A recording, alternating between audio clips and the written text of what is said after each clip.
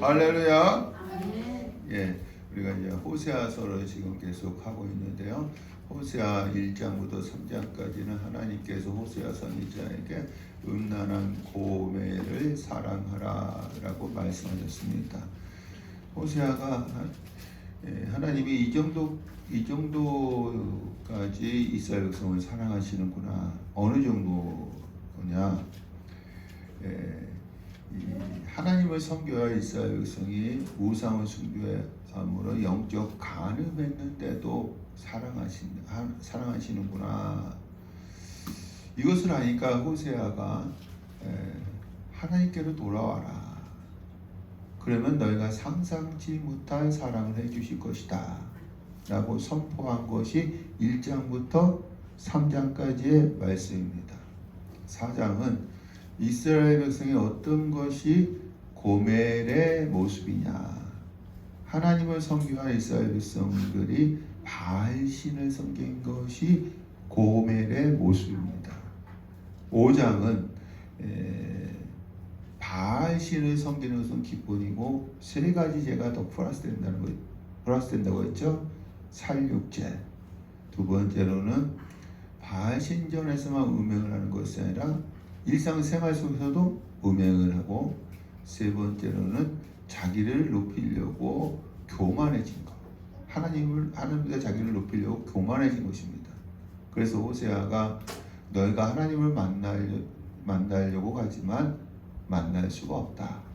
왜냐하면 하나님께서 너희를 떠났기 때문이다 라고 선포합니다.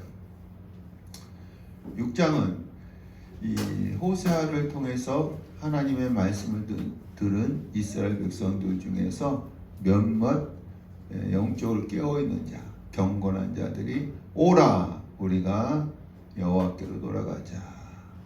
여호와께서 우리를 찢으셨으나 도로 낫게 해주실 것이다. 살려주실 것이다. 살려주실 하나님을 힘써 알자.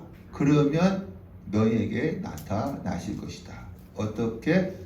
새벽빛과 늦은 비 같이 어김없이 나타날 것이다. 할렐루야. 근데 이스라엘 백성의 문제는 무엇이냐면 하나님께로 가서 번제와 제사만 드리고 하나님을 알려고 하지 않았다는 것입니다.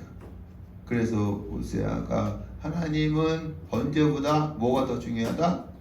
하나님, 나를 아는 것이 더 중요하다. 자기를 아는 것이 더 중요하다 라고 선포를 합니다. 여러분, 하나님은 어떻게 할 수가 있어요? 하나님은 말씀이죠. 말씀을 들음으로써 알 수가 있습니다. 이 시간, 말씀 듣는 이 시간에 지혜와 계시 영으로 하나님을 알아가시는 시간 되시길 간절히 축원합니다. 7장은 이스라엘 백성이 하나님에게 갔기 때문에 치료해 주셔야 합니다. 치료해 주시려고 할 때에 그들의 죄악의 열매가 드러난 거예요. 요거를 세 가지로 비유를 합니다. 첫 번째로는 달궈진 화덕, 언제든지 죄를 지을 상태라는 것입니다. 두 번째로는 뒤집지 않는 전병, 한편으로는 하나님 믿고 한편으로는 여러 민족과 혼합해서 우상을 섬길 것입니다. 세 번째로는 속이는 할, 이것은 하나님 앞에 나왔지만 다른 목적을 갖고 나왔다는 거예요. 돈, 명예, 권세를 얻기 위해서 나왔다는 것입니다. 8장과 9장은 뿌리가 되는 죄입니다. 열매가 있으면 뭐가 있어요? 뿌리에서 열매가 맺히는 것입니다. 8장과 9장은 뿌리가 되는 죄입니다. 그래서 첫 번째는 무엇이냐면 금송아지를 만든 거예요. 그것에 대한 벌이 무엇이냐? 이스라엘이 도움이 필요한데 하나님께 나아가지 않고 아수르에게 나아감으로 조공을 너무 많이 바쳐서 힘이 쇠하기 시작한 거예요.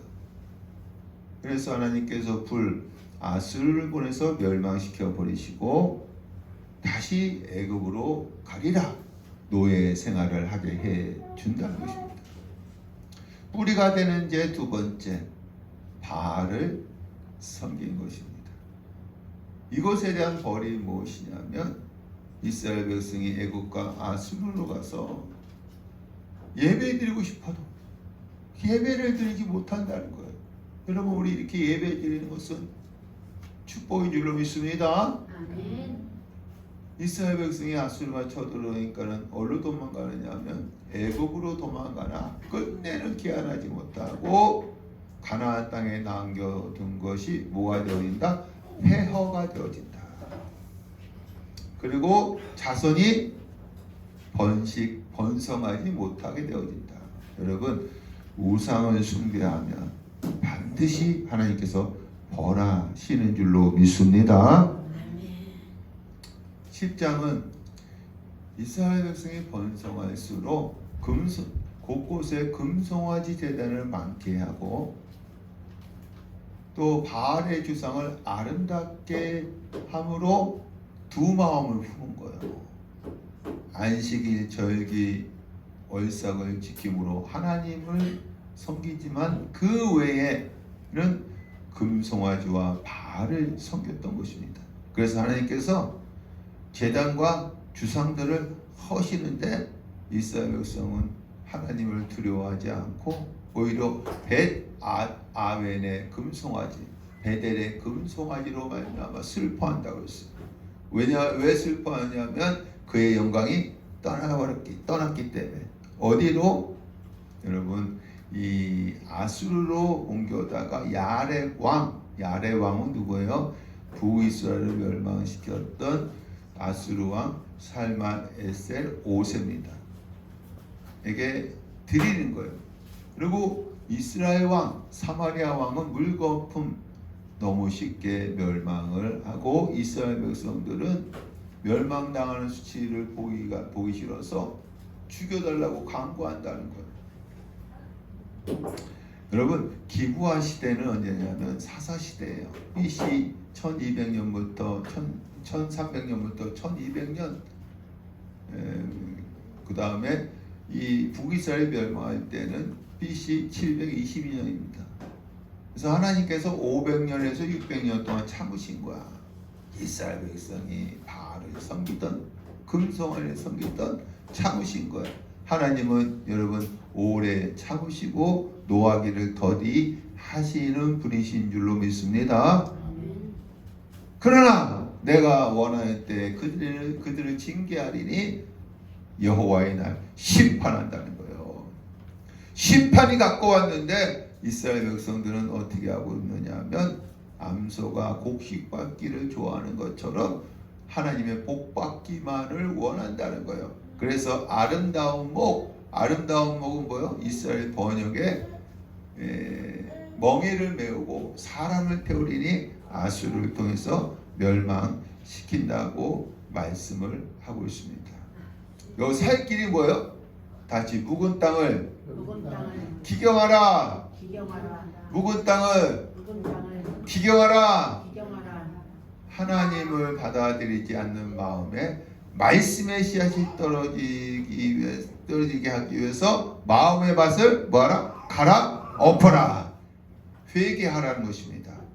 이 시간 여러분들도 묵은 땅을 기경하시기를 간절히 축원합니다. 여러분, 11장은 은혜, 심판 이렇게 패턴으로 나가고 있습니다. 하나님이 왜 이스라엘 백성을 애굽에서 불러냈어요? 이스라엘 백성이 하나님을 잘 섬겼기 때문이 아닙니다. 400년 동안 종살이했는데 어떻게 하나님을 잘 섬길 수 있었겠어요? 오히려 하나님이 이스라엘 백성을 아들 삼아 주었기 때문에 애굽에서 나올 수가 있었던 것입니다. 가나안 땅에 들어와서 이스라엘 백성이 하나님과의 관계가 멀어질수록 하나님께서 누굴 보냈어요? 선지자를 보내서 계속 그들을 불렀어요. 불렀는데도 이스라엘 백성들은 바알과 우상만을 섬겼다는 것입니다. 하나님께서 바알과 우상이 아니라 내가 복주는 자다. 이스라엘 백성을 어린아이같이 걸음발을 가르쳐주고 또한 안아주셨어요. 근데 그들이 그걸 알지 못해. 그럼에도 불구하고 하나님께서 이스라엘 백성을 짐승의 줄로 강제로 이끈 것이 아니라 사랑의 줄로 이끈 거예요. 그래서 오늘 우리 찬송가 380장에 사랑의 줄로 굳게 매소서 이 찬양한 것입니다. 이 은혜에 감사하지 않으면 아수르에게 포로로 끌려가게 한다는 거예요. 또 은혜에 대한 말씀하십니다. 내가 너희를 버리겠느냐? 아드마와 스보임처럼 유황불로 멸망시키겠느냐? 내가 다시는 너희를 진멸하지 않겠다. 그래서 여호와께서 사자처럼 돌아오라고 소리를 지른다는 거예요. 그래서 이스라엘 백성들이 서쪽, 애굽, 남쪽, 아수르, 동북쪽, 동서남북에서 어떻게 해요? 돌아온다는 것입니다. 이 은혜에 감사하지 않으면 동풍, 사막에 아라비아 사막에서 불어온 뜨거운 바람, 모든 식물을 말라버려 죽이는 바람을 불게 해서 심판하신다는 것입니다. 여러분, 제가 하는 사역은 성경 읽기 운동입니다. 어떻게 성경을 쉽게 읽을 수 있느냐 하면 이야기식으로 읽어야 합니다. 그럼 어떻게 이야기식으로 읽을 수 있냐면 절과 절을 이어줘야 합니다.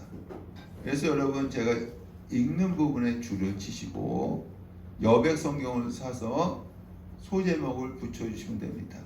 또 장과 장을 연결시켜줘야 합니다.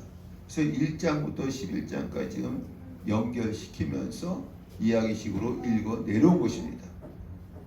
여러분들 이렇게 읽다 보면 호세아서가 쉽게 익힐 수가 있어요. 그럼 오늘은 12장입니다.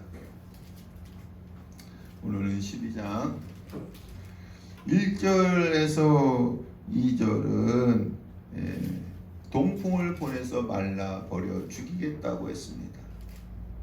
은혜에 감사하지 않았기 때문에 동풍을 보내서 불어서 말라버려 모든 식물을 말라버려 죽이겠다고 했습니다. 3절에서 6절까지는 살 길을 제시하는 거예요. 하나님은 심판만 하시는 분이 아니에요.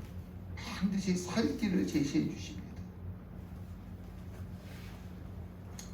3절, 야곱은 모태에서 그의 형의 발 뒤꿈치를 잡았고, 이것은 사기꾼처럼 살았다는 것. 발 뒤꿈치를 잡았다. 사기꾼처럼 살았다는 것입니다. 또 힘으로는, 이것은 우리가 보는 성경은 개역 개정입니다. 근데 옛날 개역 성경에는 요 힘으로는 작년에는 이렇게 했어요. 그러니까 모태에서는 형의 발 뒤꿈치를 잡았고, 작년에는 하나님과 겨루되 천사와 겨루어 이기고 울며 그에게 간구하였으므로, 하나님이 무슨 모습으로 나타났다는 거예요?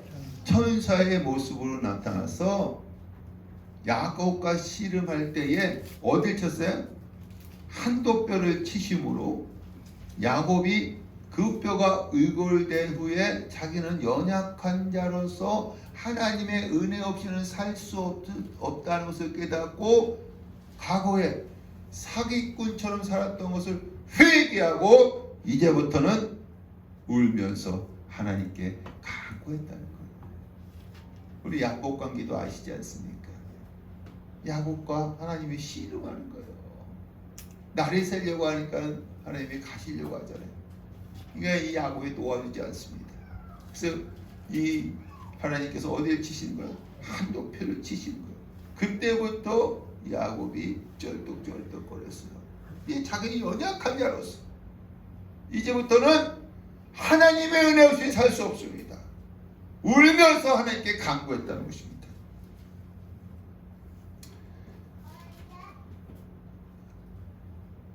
하나님은 베델에서 그를 만나셨고, 그는 누구예요? 그는 누구예요? 야곱입니다. 거기에서 우리에게 말씀하셨나니, 우리는 누구예요? 지금 호세아 선지자와 이 말씀을 듣는 이스라엘 백성이야. 하나님께서 그를 베델에서 만나셨고 거기에서 우리에게 말씀하셨나니. 무엇을 말씀하셨을까요? 하나님이 야곱부터 호세아 때까지 베델의 선지자들을 보내서 계속해서 말씀하셨다는 거예요. 베델에 야곱과 같이 하나님과 씨름하면, 야곱이 하나님과 씨름한 것처럼 지금 호세아와 이스라엘 백성들도 그렇게 하면 하나님이 야곱에게뿐만 아니라 너희에게도 뭐 주신다? 복 주신다는 거예요. 할렐루야. 그 하나님이 지금 이 자리에서도 말씀하시는 줄로 믿습니다. 우리들도 야곱과 같이 하나님과 씨름하는 기도, 하나님과 정말 우리가 힘써 하나님의 일을 위해서 힘쓰는 그런 모습이 있으면 하나님께서 우리에게 복 내려 주실 줄로 믿습니다. 살 길을 제시해 주실 줄로 믿습니다. 6절에 그런즉 너희 하나님께로 돌아와서 인애와 정의를 지키며 항상 너희 하나님을 바랄지니라. 이게 살 길이에요. 살 길. 7절 그는 누구예요? 이스라엘입니다. 상인이라. 이건 원어에는요 가나안 사람으로 되어 있어요. 원어에는 가나안 사람으로 되어 있습니다. 이 상인은 이들은 오랜 무역을 통해서 남을 속이는데 능수능란했던 자들입니다. 그래서 그는 이스라엘은 상인이라 가나안 사람이라는 것은 그들과 다름이 없다는 거예요. 이스라엘 백성이 광야 40년 동안 생활하다가 가나안 땅에 들어갔을 때에 그들의 모습을 배운 거야. 근데 그들의 모습과 다름이 없다는 것입니다. 손에 거짓 저울을 가지고 속이기를 좋아하는도다. 가나안 사람들처럼 이 거짓 저울을 가지고 속이기를 좋아한다는 거예요. 그래서 이 물건을 사고 판다는 거예요. 8절 에브라임은 여러분 이스라엘이에요. 에브라임이 이스라엘입니다. 이스라엘이 말하기를 나는 실로 부자라 내가 재물을 얻었는데 내가 수고한 모든 것 중에서 죄라 할 만한 불의를 내게서 찾아낼 자가 없으리라. 재물을 얻었는데 자기는 거기서 죄를 짓지 않는다는 거예요. 지금 거짓 절 갖고 속이면서 장사하는데. 그래서 하나님께서 어떻게 하시느냐. 9절 내가 너로 다시 장막에 거주하게 하기를 명절날, 이건 초막절입니다. 여러분 3대절기 있죠. 이스라엘에 6월절, 그 다음에 오순절, 초막절 3대절기 중에 하나입니다. 초막절에 하던 것 같게 아니라 이것은 이스라엘 백성이 광야에서 초막을 치고 살았던 것처럼 다시 거짓 생활하게 한다는 거예요. 거짓 생활. 여러분 광야에서 초막 치고 사는 게 거짓 생활이죠. 거짓 생활하게 한다는 거예요. 10절 내가 여러 선지자에게 말하였고 이상을 많이 보였으며 선지자들을 통하여 비유를 베풀었노라. 10절은 9절에 하나님이 심판하신다고 하셨지만 한 번에 그렇게 하신 것이 아니라 그 전에 심판하시기 전에 누굴 보냈어요? 여러 선지자를 보내서 이상은 뭐예요? 환상과 비유로 말씀했다는 거예요. 하나님은 심판하신다고 해서 곧장 심판하지 않으세요. 그 비밀을 누구한테 가르쳐 주신다고요? 선지자에게 가르쳐 주신다고 분명히 아모스서에 기록되어 있습니다. 선지자들이 와서 이상, 환상과 비유로 그들에게 말씀을 선포한 것입니다.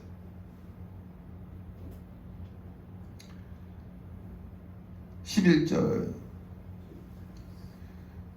길갈에서는 무리가 숫송아지로 제사를 드리며 그 제단은 밭 이랑에 쌓인 돌 무더기 같도다.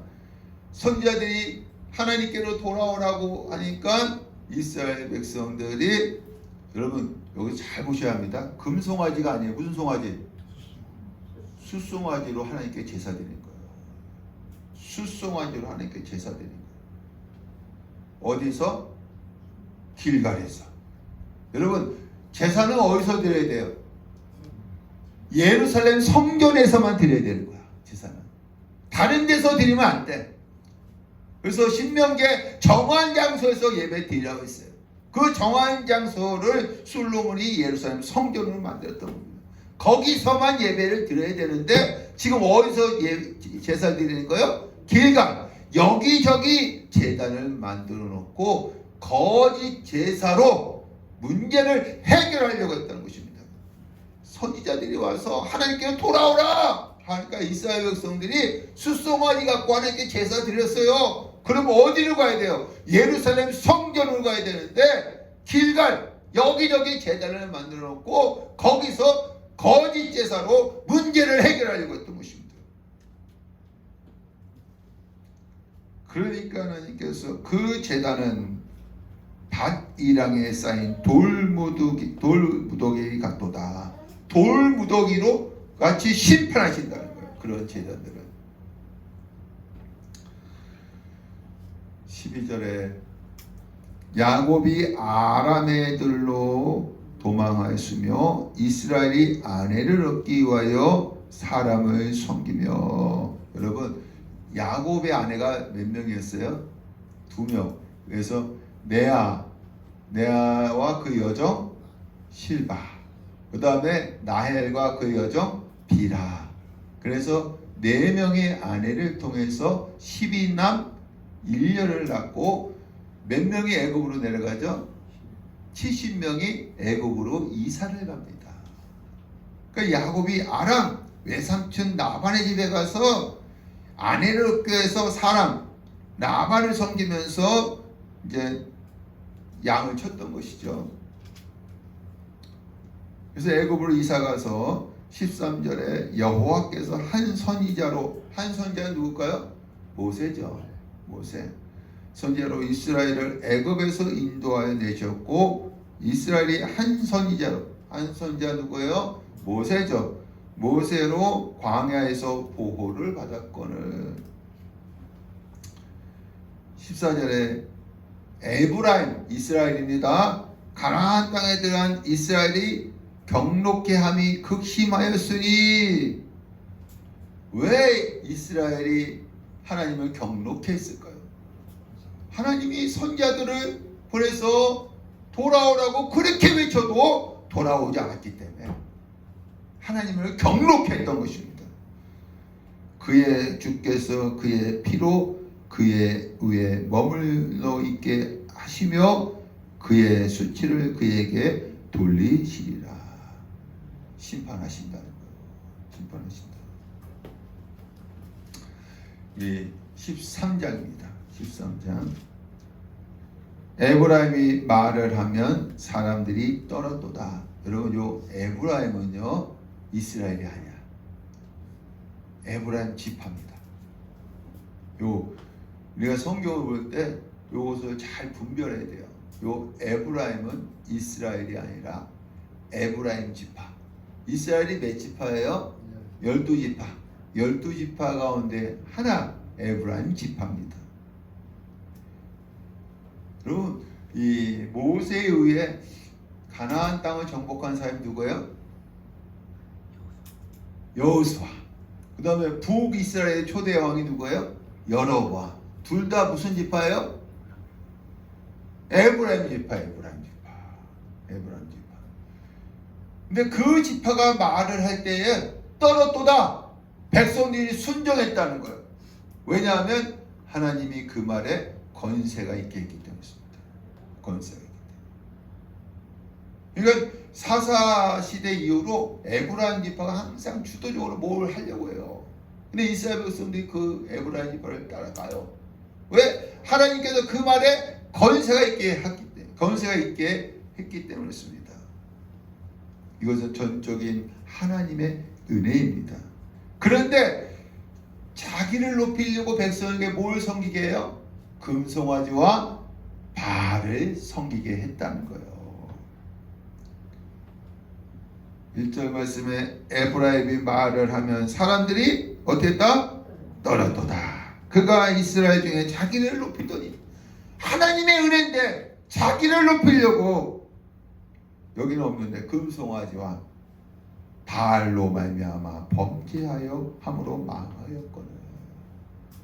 백성들에게 섬기게 한 거예요. 북이스라엘 초대왕 여로보암 1세가요 뭘 섬기게 했어요? 백성들에게 베델과 단에 금송아지 제단을 만들어 놓고 섬기게 한 거예요. 그리고 예루살렘 성전에 가서 제사 드리지 말라고 했던 것입니다. 2절, 이제도 그들은 더욱 범죄하여, 에브라임 지파입니다. 그 은으로 자기를 위하여 우상을 부어 만들되, 여러분 금송아지는 뭐로 만들어요? 금으로. 이 바알은 뭐로 만들어요? 돌을 깨서. 거기다가 다른 신도 만들어서 섬기게 했다는 거예요. 그러면 한두 개 만들려고 하면 돌을 깨서 만들면 되는데, 부어 만들었다는 것은 뭐예요? 어떤 틀을 만들어 놓고 계속해서 찍어냈다는 거야. 금송아지와 바알만 섬기게 한 것이 아니라 이제는 이 다른 신도 섬기게 했는데, 이것은 어떤 틀을 만들어 놓고 계속해서 찍어냈다는 거예요.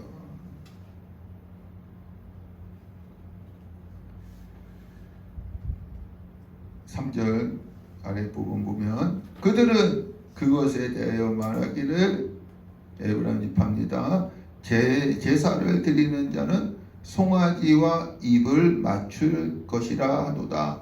입을 맞추라는 것은 충성과 헌신의 표시를 하라는 거예요. 충성과 헌신의 표시를 하는 것입니다. 3절, 이러므로 그들은 아침 구름 같으며 쉬 사라지는 이슬 같으며 타작마당에 강풍에 날리는 죽정이 같으며 굴뚝에서 나가는 연기 같으니라. 여러분, 이게 똑같은 표현입니다. 지금 이스라엘이 정치적으로 경제적으로 가장 잘 나가는 여로보암 2세 때인데, 어느 날 갑자기 순식간에 사라진다는 거야. 4번이나 반복을 하잖아요. 어느 날 갑자기 순식간에 사라진다는 거예요. 지금 어느 시대예요? 이스라엘이 정치적으로 경제적으로 가장 잘 나가는 여로보암 2세 때예요. 이때에 누가 선포하는 거예요? 호세아 선지자가 선포하는 거야. 어떻게? 너희가 갑자기 어느 날 순식간에 사라지고 없어질 것이다 선포하는 거예요. 4절, 그러나 애굽 땅에 있을 때부터 5절, 내가 광야 마른 땅에서 너를 알았거늘. 애굽 땅에서 출애굽시켜 주시고 광야 40년 동안 인도해 주셨는데, 6절, 가나안 땅에 들어가서요 배가 부르니 그들의 마음이 어떻게 해요? 교만하여 이로 말미암아 나를 잊었느니라. 등 따시고 배부르니까 하나님을 잊은 거예요. 잊은 것입니다.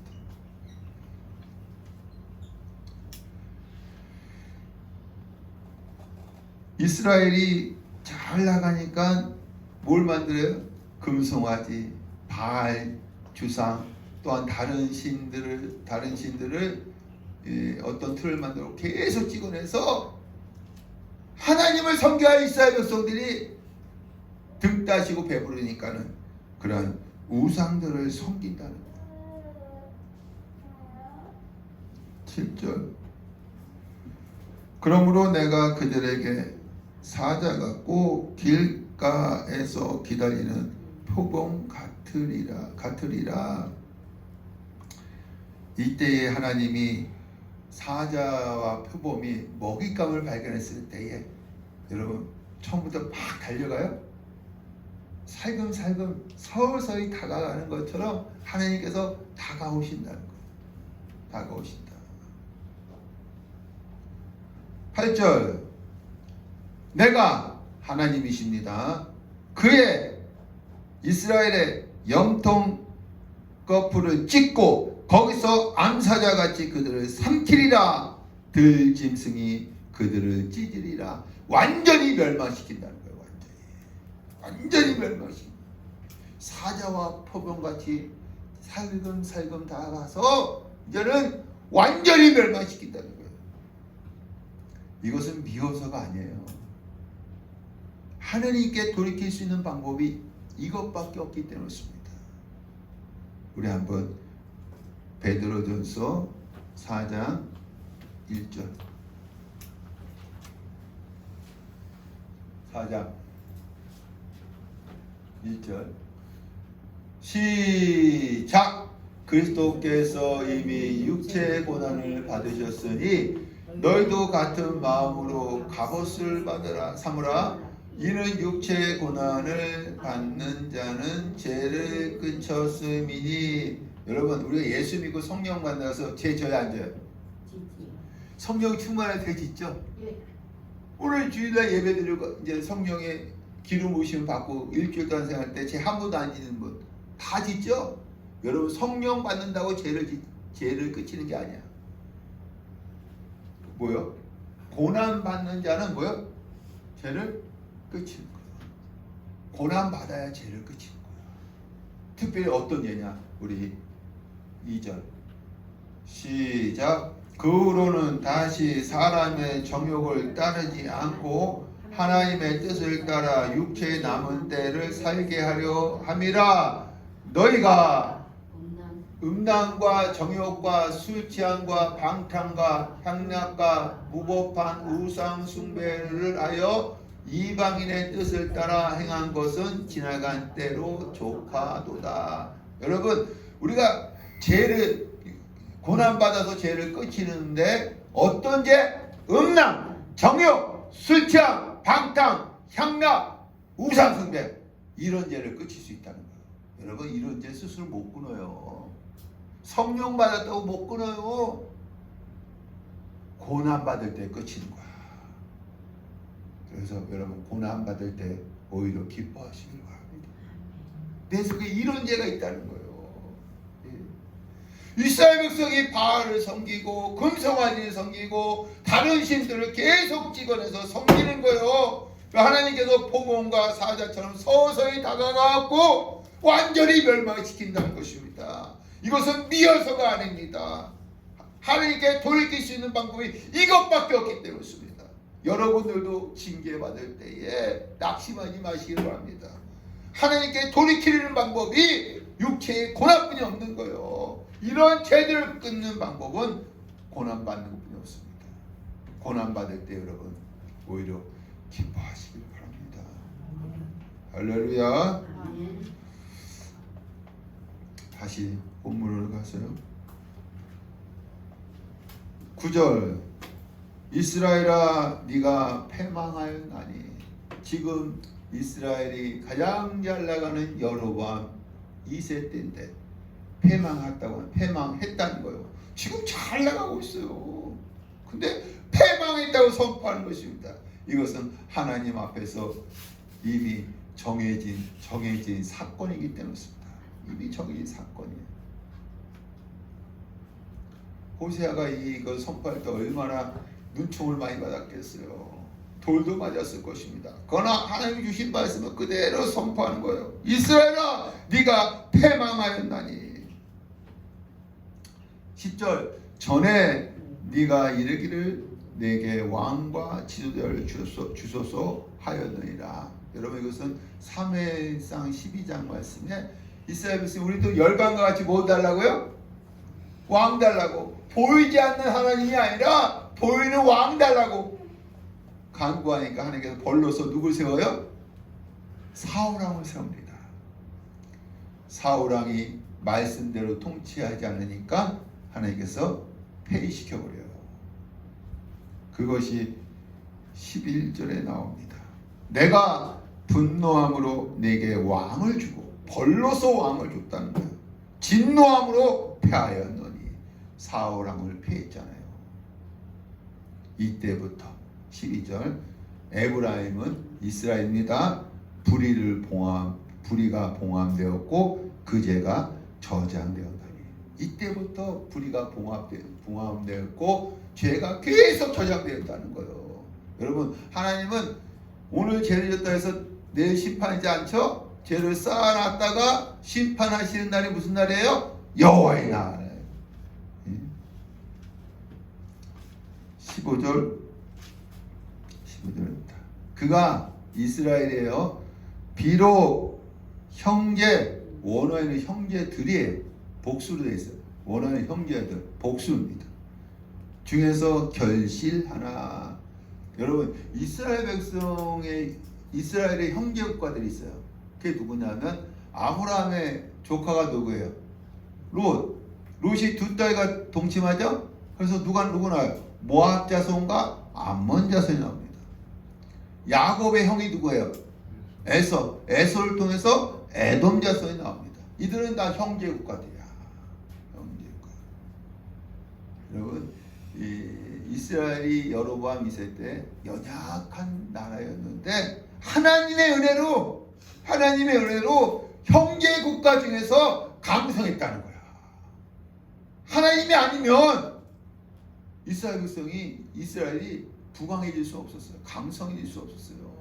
이 형제 국가 중에서 강성했다는 것입니다. 결실하나 동풍이 우리니 모든 식물을 말라 죽이는 뜨거운 바람이 온다는 거예요.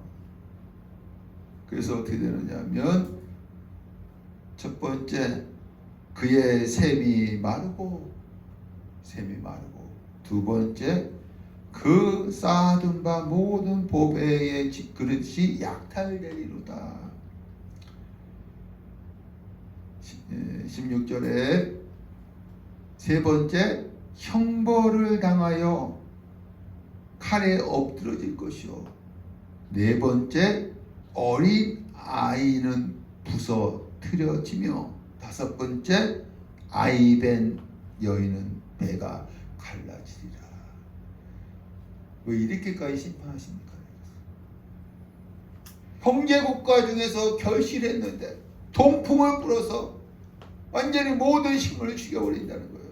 왜 이렇게까지 하나님께서 심판하십니까? 미워서가 아닙니다. 미워서가 아니라 그 속에 있는 죄의 뿌리를 뽑아내기 위해서. 이렇게 하지 않으면 그 속에 있는 죄의 뿌리를 뽑을 수가 없어요. 뽑기 위해서 이렇게 하신다는 거예요. 여러분, 14장은요 이스라엘이 아수르에게 멸망해서 포로로 끌려간 것을 전제할 거야.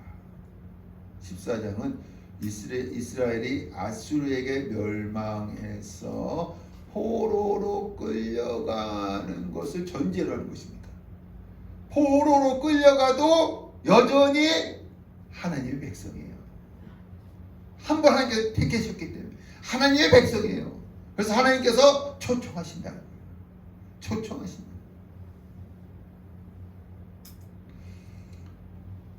14장 1절 이스라엘아 내 하나님께로 돌아오라. 네가 불의함으로 말미암아 엎드러졌느니라. 엎드러졌다는 것은 망했다는 거예요. 시편 37편 23절 시작. 여호와께서 사람의 걸음을 정하시고 그의 길을 기뻐하시나니 그는 넘어지나 아주 엎드러지지 아니함은 여호와께서 그의 손으로 붙드심이로다. 여러분, 엎드러졌다 했잖아요. 그러나 아주 엎드러지지 않았어요. 왜? 하나님께서 그의 손을 어떻게 해줘요? 붙들어 주셔요. 우리가 엎드러질 수 있어요. 쓰러질 수 있어요. 그러나 만유보다 크신 하나님의 손이 우리를 붙들어 주실 줄로 믿습니다. 그러면서 이스라엘아 내 하나님께로 돌아오라. 이스라엘 백성이 돌아갈 때 어떻게 돌아가야 되느냐? 2절에 첫 번째, 너는 말씀을 가지고 여호와께 돌아와서, 말씀을 가지고 여호와께 돌아와서. 여러분, 말씀 가지고 돌아오지 않으면 다시 세상으로 가. 우리가 시험 들었다가 이제 세상에 나갔던 사람이 그냥 하나님 내가 잘못해서 돌아오는데 다시 세상으로 가. 왜 그런지 아십니까? 잡아줄 힘이 없기 때문에. 잡아줄 힘. 그래서 여러분 제가 이 성경 읽기 운동을 하는 거예요. 말씀을 계속 읽어야 돼요. 들어야 돼요. 지켜야 돼요. 그래야 복 있는 자가 된다는 거예요. 무슨 복입니까? 나를 붙들어줄 힘이 된다는 거예요. 이 말씀. 할렐루야. 3절에 두 번째, 우리가 아수르의 구원을 의지하지 아니하며 이는 고아가 주로 말미암아 국류를 얻음이니이다. 여러분, 고아가 주로 말미암아 국류를 얻는다는 것은 하나님만 의지하고 돌아오라는 거예요. 하나님만 의지하고 돌아오라는 거예요. 어떻게 이스라엘 백성이 하나님께 돌아오느냐? 말씀을 가지고 하나님께 돌아오라는 거예요. 하나님만 의지하고 돌아오라는 거예요. 그럼 하나님께서 어떻게 해주시느냐? 4절, 내가 그들의 반역을 고치고 기쁘게 그들을 사랑하리니. 돌아오면 반역 고쳐주고 사랑해 준다는 것입니다. 5절에 내가 하나님이죠, 이스라엘에게 이슬갓과 같으리니. 이스라엘은 비가 잘 내리지 않습니다. 잘 내리지 않아요. 그러면 식물과 짐승이 어떻게 삽니까? 일교차가 크기 때문에 아침에 이슬이 많이 맺혀서 그거 먹고 살아요. 하나님께서 이스라엘 백성에게 이슬과 같은 존재로서 너희를 사랑해 주겠다는 거예요. 내가 이슬과 같은 존재로서 너희를 사랑해 주겠다는 거예요. 그 사랑해 주면 어떻게 되어지느냐? 그가 백합화같이 피겠고. 여러분, 백합화는 뭘 상징해요? 순결을 상징한다. 순결. 그래서 세상 가운데 순결한 자가 되게 해주겠다는 거예요. 이슬이 내려야 백합화가 피잖아요. 그래서 세상 첫 번째는 세상 가운데 순결한 자가 되게 해주겠다는 것입니다. 내 바람 백향목까지 뿌리가 박힐 것이다. 여러분, 백향목은요 뿌리가 30m 내려간대요. 이게 아무리 거센 바람이 불어도 어떻게 해요? 흔들지 않아요. 높고도 올라가는데 그만큼 뿌리가 30m. 두 번째로는 신앙의 뿌리를 흔들지 않게 된다. 견고하게 된다.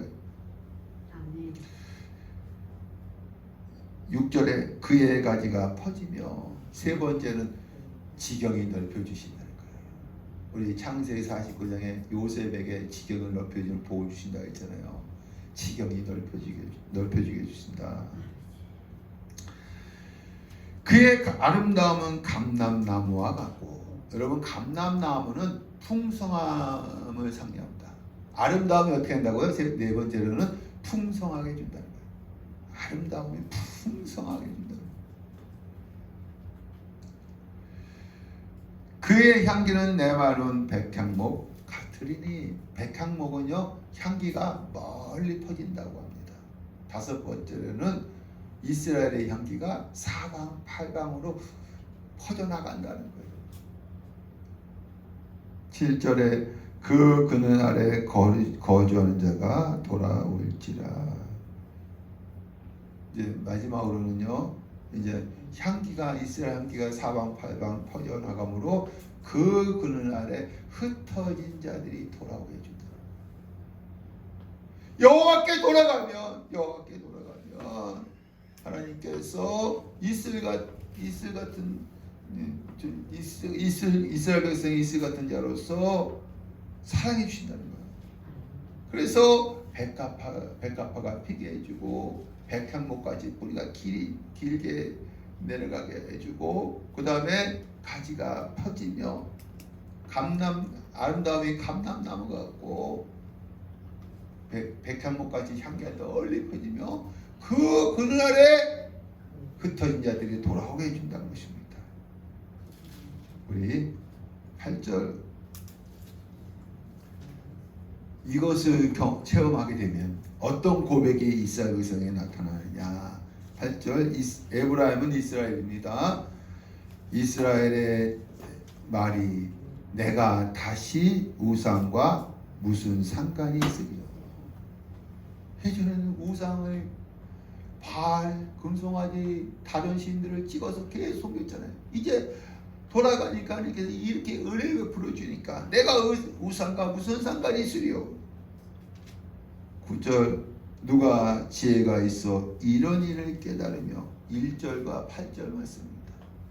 누가 지혜가 있어 이런 일을 깨달으며 1절과 8절 말씀입니다. 누가 총명이 있어 이런 일을 알겠느냐. 사랑하는 성도 여러분, 여러분들도 하나님께 항상 돌아오시기를 바랍니다. 아멘. 말씀을 갖고 오시기를 바랍니다. 아멘. 그러면 이 14장의 축복이 여러분에게도 그대로 이루어질 줄로 믿습니다. 이게 호세아서의 말씀입니다. 호세아서. 여러분 오늘 말씀 듣다가 잃어버린 거 있으면 유튜브로 다시 들으면서 되새겨 보시기로 합니다. 미가서의 시대적 배경은 무엇이냐? 여러분, 아수르는 지금의 이라크입니다. 아수르는 지금 이라크가 다시 남아 정책으로 아람, 지금의 시리아입니다. 지금의 시리아를 쳐들어간 거예요. 그래서 BC 732년에 아람이 정복당했어요. 아수르가 북이스라엘 코아까지 온 겁니다. 코아까지 온 거예요. 여러분 우리 세계 시도 아시죠? 이라크, 시리아, 이스라엘로 돼 있잖아요. 그래서 이 아수르가 아람을 쳐들어와서 BC 320년에 BC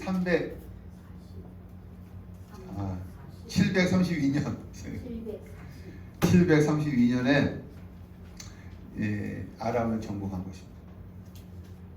그래서 이스라엘 코아까지 이제 온 거예요. 그러면 미가는 언제부터 선지 활동했느냐? BC 733년경입니다. BC 733년경.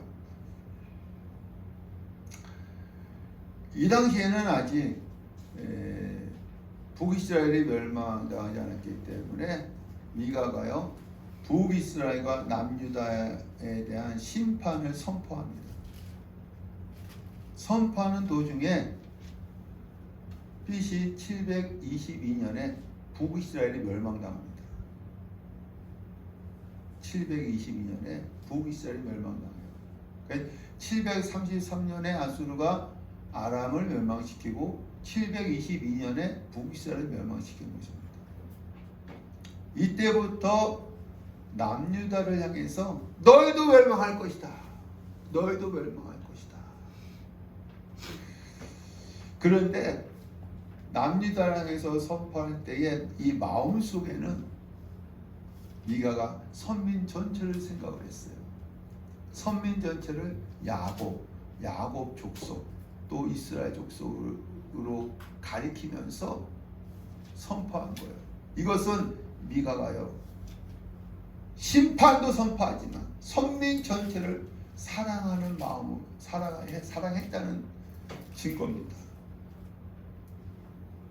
심판도 있지만 심판도 선포했지만 선민 전체 이스라엘을 사랑했다는 증거입니다. 이 미가는요 여호와는 누구인가?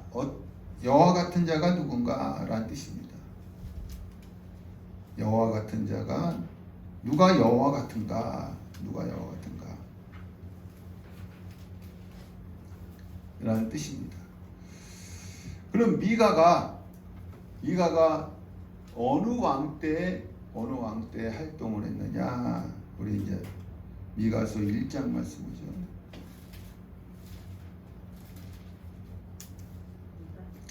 미가서 1장 1절 유다 왕들 요담과 아하스와 히스기야 시대에 우리 왕 이름 보겠습니다. 왕 이름 보겠습니다.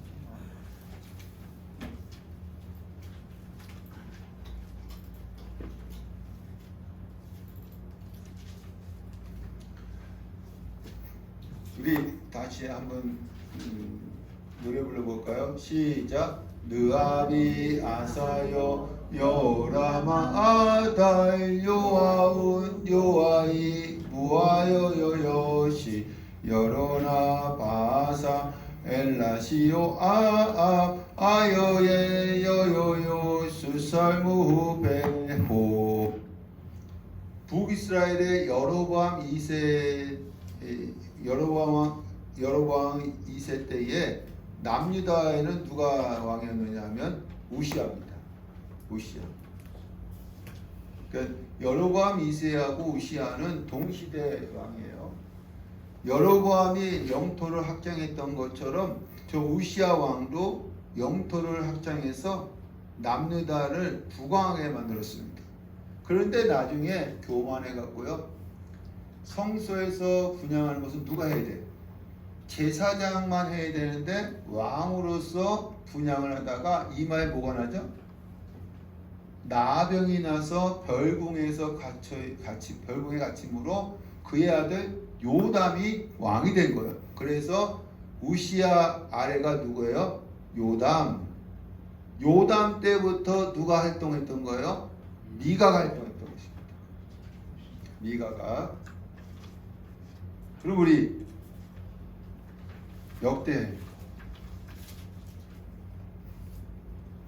역대하 27장 1절 27장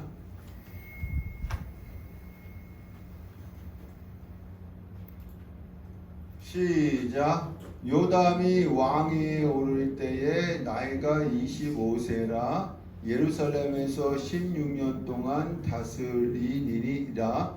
그의 어머니의 이름은 여루사요 사독의 딸이더라. 요담이 그의 아버지 우시아의 모든 행위대로 여호와 보시기에 정직하게 행하였으나 여호와의 성전에는 들어가지 아니하였고 백성은 여전히 부패하였더라. 여러분, 요담은 16년 동안 통치했어요. 여호와의 보시기에 정직했어. 그러나 백성들은 여전히 부패했어. 왜냐하면 우시아 때 백성들이 부패했는데 여전했기 때문에. 그러니까 이 백성들은 왕을 따라가잖아요. 이 우시아가 나중에 교만해진 모습을 보고 백성들도 부패한 거야. 그래서 그의 아들 요담 때도 여전히 부패한 것입니다. 그러나 요담은 여호와의 보시기에 정직한 왕이었어요. 우리 28장 1절 역대야 28장 1절 시작. 아하스가 왕위에 오를 때에 나이가 20세라 예루살렘에서 16년 동안 다스렸으나 그의 조상 다윗과 같이 아니하여 여호와 보시기에 정직하게 행하지 아니하고. 이 아하스가 왕이 올라서 몇 년 동안? 16년 동안 통치했습니다. 근데 여호와의 보시기에 정직하지 않았다는 거예요. 여러분, 유다 왕 중에 가장 악한 왕이 누구예요? 므낫세. 두 번째 악한 왕이 누구냐면 아하스입니다. 그래서 이때에 나라가 거의 망할 지경이 됐어요. 하나님이 함께 하지 않으시니까. 29장 1절 2절 시작. 히스기야가 왕위에 오를 때에 나이가 25세라 예루살렘에서 29년 동안 다스리니라. 그의 어머니의 이름은 아비야요 스가랴의 딸이더라. 히스기야가 그의 조상 다윗의 모든 행실과 같이 여호와 보시기에 정직하게 행하여. 히스기야는 29년 동안 왕에 있었습니다. 여호와의 보시기에 정직한 왕이었어요. 그래서 이 아하스 때 나라가 거의 망했는데 히스기야가 다시 부강한 나라로 만들었어요. 왜 그랬을까요? 종교개혁을 했기 때문에. 종교개혁을 했기 때문에. 그래서 아버지가 섬겼던 우상을 해파시켜버리고 산에 있는 산당들을 제거해버렸어요. 이 개혁에 영향을 줬던 선지자들이 누군지 아세요? 이사야하고 미가입니다. 이사야하고 미가.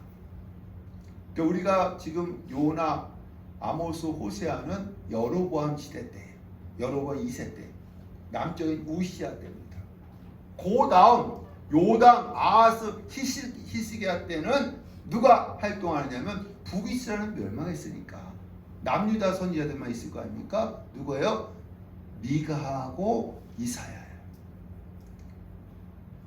근데 히스기야가 종교개혁을 일으켰는데 이때 영향을 줬던 선지자가 미가하고 이사야입니다. 이사야는요, 여러분, 귀족 출신이에요. 귀족 출신으로서 메시아 왕국이 도래할 것을 선포했습니다. 그래서 이사야 7장에 보라 처녀가 잉타하여 아들을 낳을 것이요 그 이름을 무엇이라? 임마누엘이라. 11장에 2세 줄기에서 누가 나온다? 메시아가 나온다. 2세는 누굽니까? 다윗 왕의 아버지예요.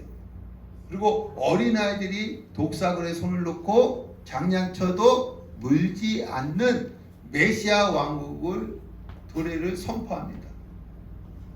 이 메시아 왕국에 들어가기 위해서는 죄 문제가 해결되어져야 되는데 이사야 53장에 메시아이신 예수님이 오셔서 속건 제물이 되어져서 죄 문제를 해결해 주신다고 선포합니다. 같은 시대의 선지자가 누구예요? 미가예요. 미가는 평민 출신으로서 이 당시에는 아모스서, 호세아서가 기록되어 있었어요. 앞에 있는 선지자들이니까. 그래서 이 미가는 아모스, 호세아, 이사야 세 선지자들의 특징을 골고루 가졌던 자였습니다. 이런 시각으로 미가서를 읽으면 쉬워요. 그래서 이 미가는요, 이 아모스처럼 부유층과 정치적, 종교적 지도자들에게 불의에 대한 경고, 그 다음에 공의 회복을 요구했어요. 호세아처럼 택한 이스라엘 택한 백성을 향한 하나님의 용서와 사랑을 선포합니다. 이사야 선지자처럼 메시아 왕국의 도래를 선포합니다. 그래서 이 미가서에는 이 세 선지자들의 특징이 그대로 다 나타나고 있습니다. 다음 주에 우리가 미가서를 읽어 내려가겠습니다. 오늘은 여기까지 말씀을 마치겠습니다.